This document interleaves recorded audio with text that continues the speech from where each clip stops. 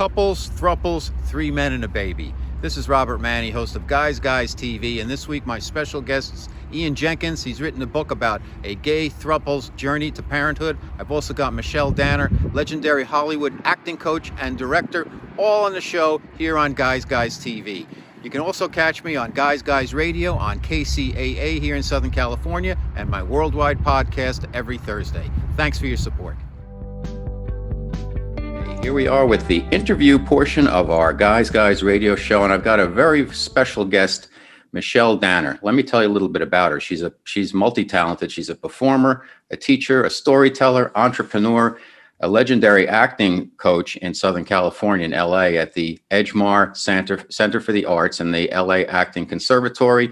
She's a director now also. She just directed Bad Impulse and The Runner. I just saw Bad Impulse over the weekend. Fantastic and fun movie. And I saw you in there, Michelle.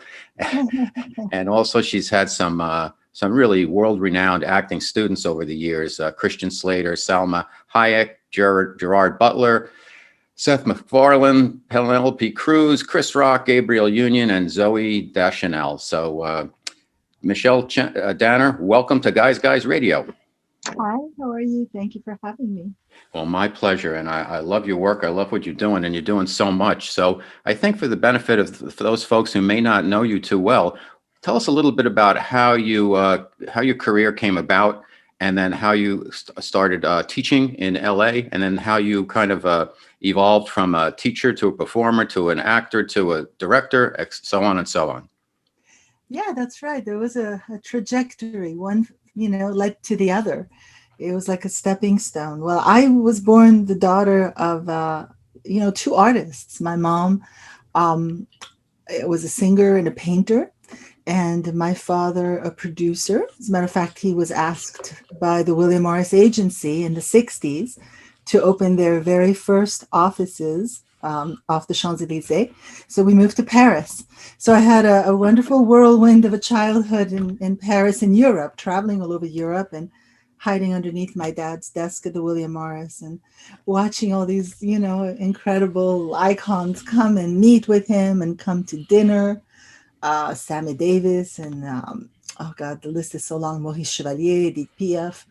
Even Marlene Dietrich, he did tours with her. So a lot of these, wonderful, iconic actors and performers. And so I have been doing imitations of the Ed Sullivan Show and Alfred Hitchcock and Judy Garland when I was very little, entertaining all of the agents. So it's probably a natural progression that I would go into the arts, and I started to write and mount productions in school, and I became the most loved student by all the teachers and the most hated at the same time, because I literally adapted one year The Queen's Necklace by Alexandre Dumas in this huge play, this 2-hour play, and cast everyone in the school and mounted it. And it was just this incredible production. But I also revolutionized all the classes. Everything was like upside down, but it was very artistic. So that was my childhood in France until I moved back to the States. We moved back to New York when I was a teenager. And there I started to study with Stella Adler, and I studied with Hagen and some other wonderful teachers in New York. And, loved what was the craft of acting. I loved what made a great performance, great moment. Let me stop you right there, because that was one of my questions. What makes a great performance? Well, the answer is definitely it's a complex answer, but it's I think ultimately, we can go through all the answers, but ultimately to me it's something that moves you viscerally. It's something that penetrates you, something that changes the molecules in the room. Emotional connection. Yeah, listen, I'm very appreciative since I direct visual effects and chandeliers falling on people. But, if I'm not pierced when that mask comes off, then it's not doing it for me. I want to be moved. I want to have that experience. Now, how would you describe your method of acting? You've studied with some of the greats, and maybe you could differentiate some of those specifics with some of those greats for our listeners: Stella Adler, Uta Hagen, Hubert Bergdorf, William Esper, and method acting in general. Yes, well, I studied, the Adler technique, Stella's technique, which was, mostly geared towards enhancing your imagination, using your imagination, and creating with it. And I did some Meisner work for a year with Bill Esper, and I did, I took her to Hagen's class, did scenes in her class and exercises in her class, entrance exercises and phone call exercises. And so I got, and Herbert Bergdorf, who was wonderful, and a teacher called Stephen Strimpel, that since then has passed away. I mean, I took a lot of classes, William Hickey. I took lots of classes in New York. Um, and everybody was very dogmatic in terms of one technique. This is the way to do it. It's either the Meisner, or it's the Stella Adler's technique, or it's the Stanislavsky, Lee Strasberg. I studied the Stanislavsky in depth, and I came to the conclusion in my rebellious mind, that I felt that everybody had something very valuable to say, that it shouldn't be one or the other, that they all made sense, and then the actor needed to develop their own toolbox where they would put in the tools that worked for them, and without being like, oh, just do it this way. Because I know very well that we were all doing scenes for Stella Adler and using our personal life. And we were doing scenes in Stanislavsky class and using our imagination. So I never believed that it was one or the other. What is method acting? Because we hear the term, and for the lay person and people who just love movies, what is that really just embodying who that character is while you're immersed in the role? Yes, it's a certain way that you go about, breaking it down and immersing yourself in the role, where you make it, you substitute it, you understand what it means to you personally in depth. You go through lengths like, if your character is tired and distraught, you stay up for 3 nights so that it's more real. If you can do that scene, that's that famous story with Laurence Olivier and Dustin Hoffman, where in Marathon Man, when he was up and finally Laurence Olivier said to him, "What, don't you try acting, my dear boy?" I'm paraphrasing, but something like that.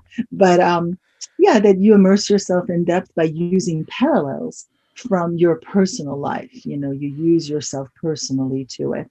And Stella Adler and Lee Strasberg went to, talk and study with Stanislavsky in France for 5 weeks. And they both heard two completely different things. Stella heard just use your imagination, and Lee Strasberg heard just use your personal life. And therefore they came back to New York and car crashed with each other and maligned each other for the rest of their lives. Well, Stella did anyway. But I think that the reason why they both heard two different things is because Stanislavsky was saying those two different things. I think he wavered back and forth. He said, use your personal life and use your imagination, use both. Now, you have created something you call the Golden Box at the Edgemar and also the LA Acting Conservatory. What exactly is that? Is that an aggregation of the different techniques so people can kind of draw on them on their own, or explain that for us? Yes, it's a toolbox that actors have where they put their gold in it. And their gold is their associations, their triggers, what moves them emotionally, what's a desire inside of them that wants to tell stories, to communicate. All of those tools go in that, golden box that only the actor has the key. So it's an amalgamation. It's a different tools that you use, and maybe not for every single role, depending on what the medium is. If you're on stage, if you're in front of the camera, depending on what the character is, that you have access to all of these different tools that you put in your golden box that are at your disposal to be creative. How do you train actors to really immerse themselves with the lines? I'll give you an example. You watch a Meryl Streep film, and she never seems like she's reaching for a line or even saying a line. It's just Meryl Streep speaking and being that character. I use her as an example because to me she's the smoothest of all in that. But it's a tough technique for people to not be reciting lines. How do you get your students past that point? And because Oh, memorizing is difficult. that's when Stella Adler, said something quite beautiful, which is it's not about the lines, it's about the life. It's about understanding. The lines are beautiful, they're important. It's your job as an actor to illuminate that the writing, that, but it's not. That's why acting is an interpretive art. Actors are supposed to find what's underneath the lines. And if you find what's underneath the lines come to you, they flow out of you. It's not something that you should be thinking about. As a matter of fact, if you are thinking about what's my next line or what's my line, you're out of the moment. And so much of being believable, being truthful in acting is to be in the moment, to be able to listen in the moment. So if you're thinking about how I'm coming across, which is a lot of what Sandy Meisner's technique was about, which was to not worry about that. Don't watch yourself. Put your attention on the other person. Be immersed in the other person. And the lines flow out of you. The lines, I don't want to say they're not important, because of course, they are. The writing is important. But for an actor, what's really more important is to hook into the life that's underneath the lines. And that has to do with creating a character that's believable, three-dimensional, real person that speaks the truth, even if it's a villain. I always tell my students it's great to play sociopaths and psychopaths and, all those villains. I just finished watching last night La Monte on Netflix, which is this French, TV show about these serial killers. It's quite fascinating, great performances. So it's always about really digging in and going underneath the lines. Okay, my special guest on Guys Radio is Michelle. I want to pronounce it correctly. Is it Danner or Daner? Danner. Danner, okay. And she is the performer, teacher, storyteller, entrepreneur, and she runs the Edgemar Center for the Arts, LA Acting Conservatory, and she's just done it all. Let me just throw a couple of wild card questions at you, if that's okay. Do you find a difference between New York actors and Hollywood actors? Well, it depends. I mean, yes, New York actors that have had their training in New York, actors that have gone to Juilliard or other schools, in Syracuse or Purchase or Bucknell. Those, are actors that love theater. They love the stage. And I just finished watching over the weekend a whole documentary on Ingrid Bergman in her own words, and was reminded why also she was such a great actress, because she loved the stage. As a matter of fact, in the later part of her life, she did a lot of stage. She even funded doing Joan of Arc on stage. So, when actors come from London or New York, or, they're obviously they want to get up on the platform and they want to use their chops in that way. And here, a lot of the times you have, a group of actors where agents and managers in Hollywood will tell them, be yourself, they're attractive young people. And maybe they don't see the value in learning a craft. And so I have to, enlighten them and tell them that, if you were a doctor, you would go and perform surgery. If you were a lawyer, you would just walk into the courtroom. Even if you were an accountant and do someone's taxes, there's a craft there to be learned. So it's not any different when it comes to acting. You have to learn the craft. So, maybe there's a bit in LA of a sense of, not being in reality about what it really takes. Mm-hmm. How important, in your estimation, is charisma when it comes to being a successful actor? Yeah, so charisma, I think, has to do with something else. It's like people say, they have it, they have the it factor. Yes, the camera has to love you. If you're not photogenic for some reason, and also it has to do with your relationship with the camera. I'm just immersed with my Ingrid Bergman documentary, but she loved the camera. Actors have to find a relationship vis-a-vis of the camera and love being in front of it. She did, because her father photographed her and did what they called moving images back at the time. So she was very comfortable in front of the camera. She found freedom in front of the camera. And so it's that freedom that creates that je ne sais quoi, that charisma. But I think there's also something deeper than that. I think there's a sense of being able to hook into something that's vulnerable inside of yourself. And in order to be able to hook into that vulnerability, you have to have empathy. And so for me, that becomes the most important word for an actor. Hmm.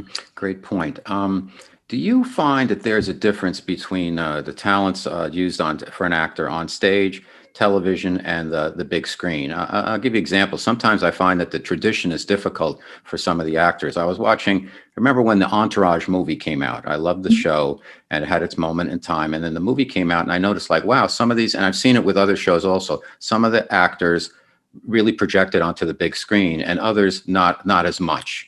Do you find that, and how do you work with actors to be able to make that transition between stage, TV, and big screen? Okay, so I think this is what it has to do with. I always love this quote. Walter Matthau had said that if you're doing stage, you're playing tennis.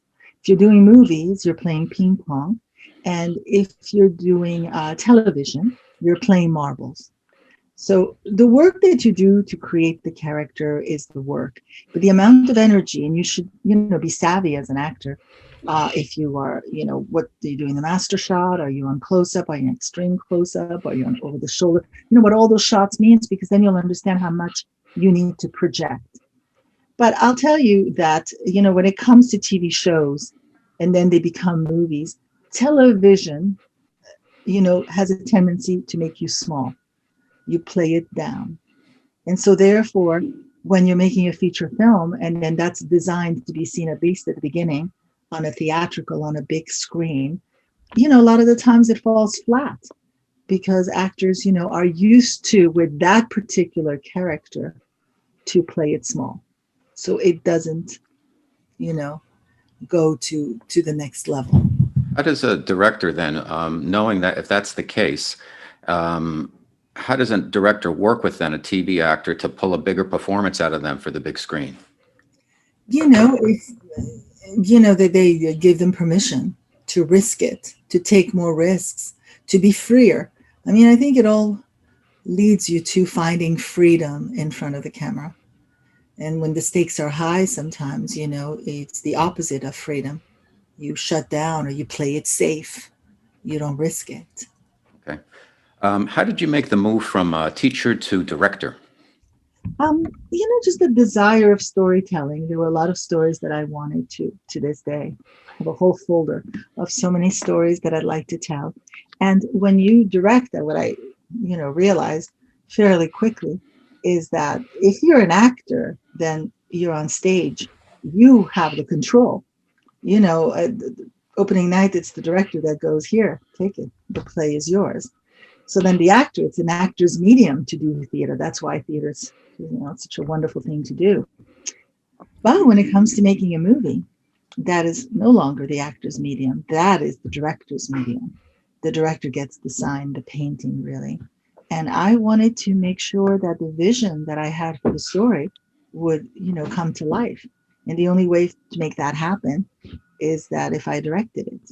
So I learned. I'm on my 5th feature film, and it's getting a lot of recognition in the festival circuit. I'm really excited about it, like more so than any other movie I've done, and it's winning awards.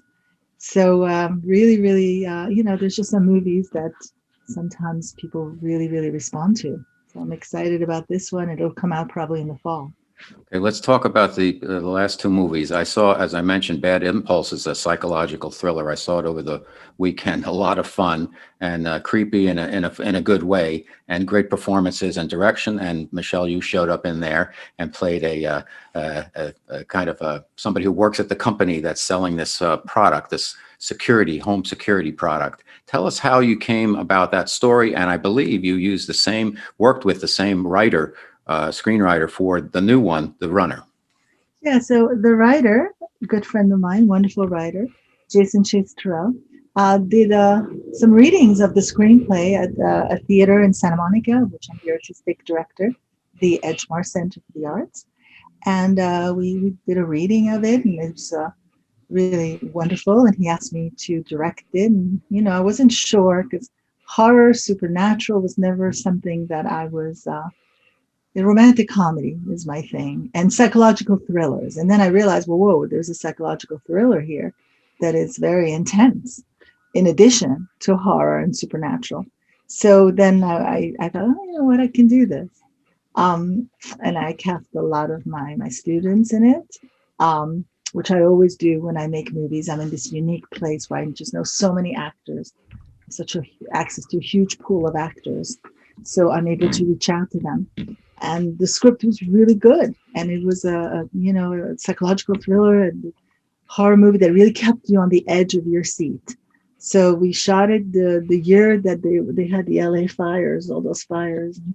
Where actually, they came and they shut us down. We had to move, but then we had found another great location. Jane Seymour offered her house. She was a friend of one of our producers. So it worked out. And it came out, the Bad Impulse came out in December, in the middle of all of this. And it's gotten some really, really good feedback. So that was the movie. So then a couple of years ago, because it takes a couple of years to make a movie, it's not fast, especially if you put your heart and soul into it. I watched something in the news late at night, like 1:00 in the morning, that just made me really cry about how high schoolers, get forced by police enforcement to be informants and go undercover so they can capture and bring down the big drug kingpin of the town. And I was just, and then of course, shit happens, tragedies happen. So I was really moved by how no one's taking care of our young, because parents don't know about this. And I wrote a treatment that I gave to Jason. And I said, could you please write the screenplay? And he did. And we worked on it. And then I was able to, I had a student of mine in class who was doing some really good work. And I thought, he would be really right for the lead actor, this kid that's right behind me. And then we reached out to some other great actors like Cameron Douglas and Eric Balfour and Elizabeth Rome. And we, the rest is history. We shot it right before the lockdown. So, and we were going to push it. I was going to push it a month because it's like, oh, we're not ready. We need more. We don't have enough of this, enough of that. But we pushed through. And if we hadn't pushed through, I don't think I'd ever would have made this movie at this point. I'm actually fairly certain of it. Well, I can't wait to see The Runner. Your storytelling philosophy, usually, my class, I've written a novel and a screenplay and a TV and the pilot and the treatment and all of that. And I learned that what does the main character want? Why can't he or she get it? And then an escalating series of challenges and then climax. And then every scene needs to have some type of turn on it. How strict do you stay with those kind of spoken word rules on storytelling? Well, I think there's a formula because the formula works. I have studied a lot of, screenplay and taken their workshops, and Sid Field and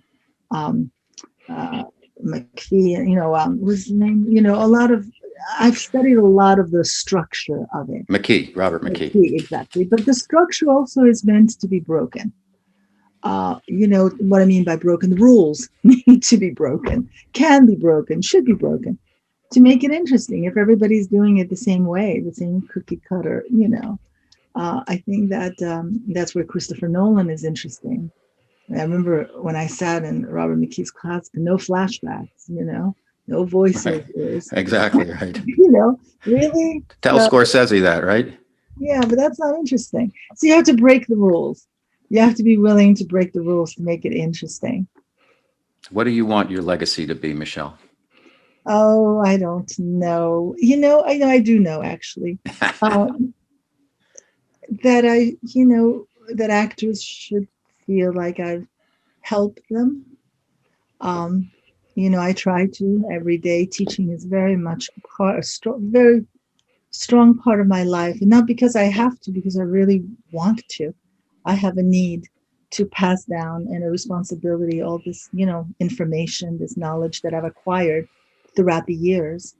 And, we'll see. I'm not done yet in terms of making movies. I think I have some more that are going to come out, that people should, if they happen to come across one of the movies that I've made, that they should be entertained, that they should be moved.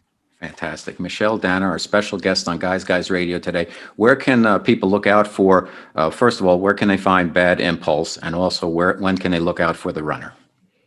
Bad Impulse is everywhere, I think, as Gravitas is our distributor, but Amazon is the first thing that comes to mind. But it's like in every platform. And in terms of the runner, we're doing the festival circuit. We have quite more festivals. You know, we had London International Film Festival now coming up, and we're at the World Fest in Houston live. They're doing it in person at the end of April. So we're really excited about that. And then we'll be in New York the month after that. I would say in the fall, you can look forward to seeing, it'll be released. Fantastic. Well, Michelle, thank you so much for being here. Michelle Dana on Guys Radio. Really appreciate you being here today. Thank you so much.